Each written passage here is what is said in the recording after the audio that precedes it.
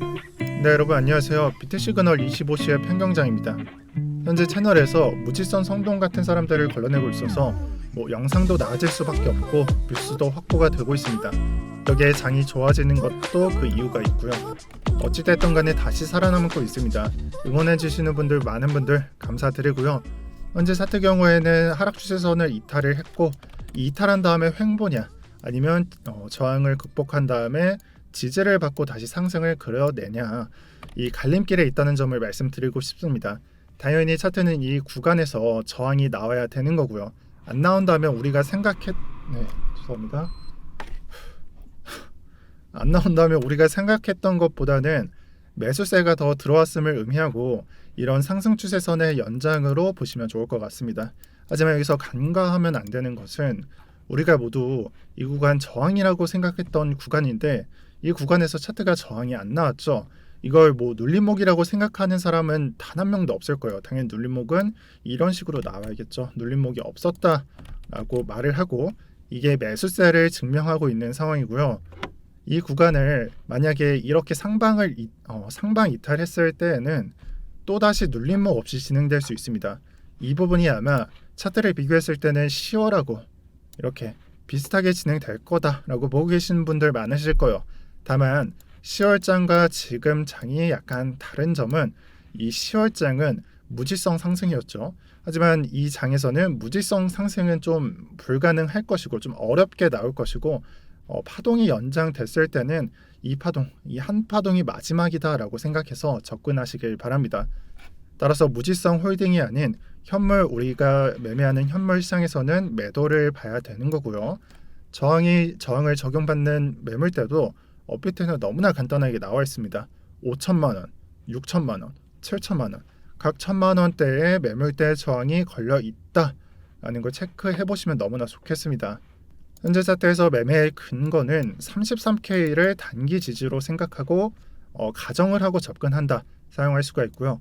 두 번째로 단기적으로 이 장대 양봉을 근거로 생각해서 매매할 수 있는 관점, 이 두 가지가 유효합니다.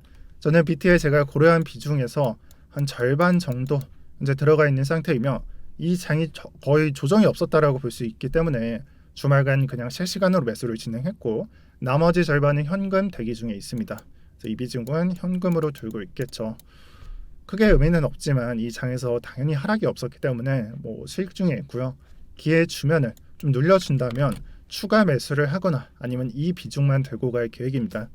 그 다음에 이더리움 차트인데, 비트는 차트를 보시면 좀 안정적으로 이 매물대에 올려놨다라는 느낌이 드실 겁니다. 하지만 이더리움은 조금 다릅니다.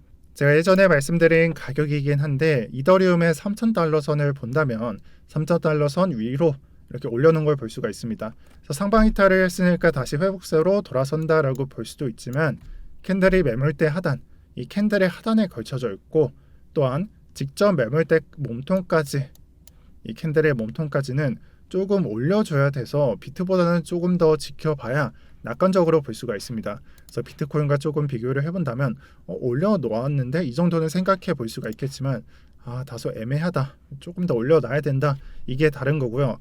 물론 이더리움이 비트 따라갈 것이긴 하지만 차트 해석은 두 가지 조금 다르다, 이 방향성을 유지해 주시고요. 그래서 여러분들 직접 차트를 비교해 보시면은 차트가 뭐가 다른지 정확히 알 수가 있을 겁니다. 지금 현재도 이더리움의 경우에는 연속적으로 뚫는 시도가 한 번, 두 번, 세 번, 일봉 3일간 반복적이긴 하지만 저항이 보다 강력하게 작용을 받는 중에 있고요. 저도 이제 현금 사용 중에 있으니까 이더리움도 조금 올라가길 기원해 보겠습니다. 개인적으로 제가 가장 좋아하는 이런 장대 양봉이라서 현재 장은 조금 평소와 다르게 희망회로 좀 굴리고 있고요. 현재 경제 뉴스에서는 신경 써야 되는 내용은 다음과 같습니다.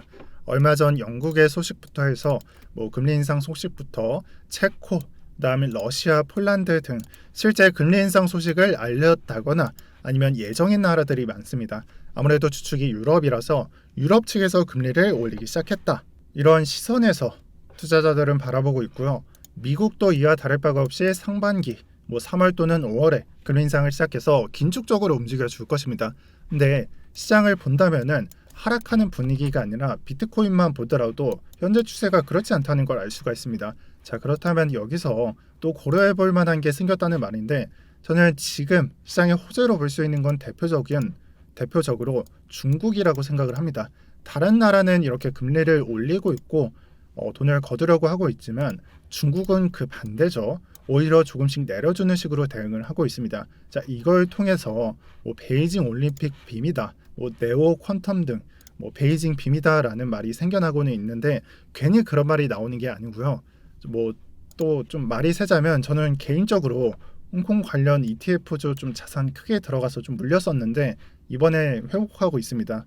네, 좀 말이 세서 죄송하고 궁극적으로 단기적 관점에서 시장을 좋게 볼 수 있는 거는 비트코인을 본다면은 이 장대 양봉 그리고 회복세를 그리고 있다.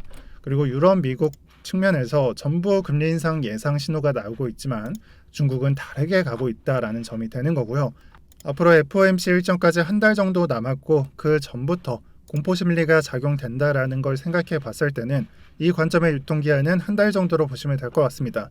자, 그리고 마지막으로 시장은 하락을 봤다면은 하락을 보고 상승을 봤다면은 상승을 유지하는 관점에서 이 의견이 틀렸을 때 또는 추세가 바뀌었을 때를 감안해서 보셔야 하며 제 기준에서 현재는 롱을 보고 있으니까 41K 부근 또는 43.5K 부근 어느 구간을 터치하냐에 따라서 지금의 상방과 하방의 갈림길이 결정이 된다라고 보고 있습니다. 따라서 롱을 보고 있으니까 우리가 41K를 이탈했을 때에는 대비를 해야 된다라는 점을 알려드리면서 영상 마치도록 하겠습니다. 오늘도 평경장이었고요. 다들 시청해 주셔서 감사합니다.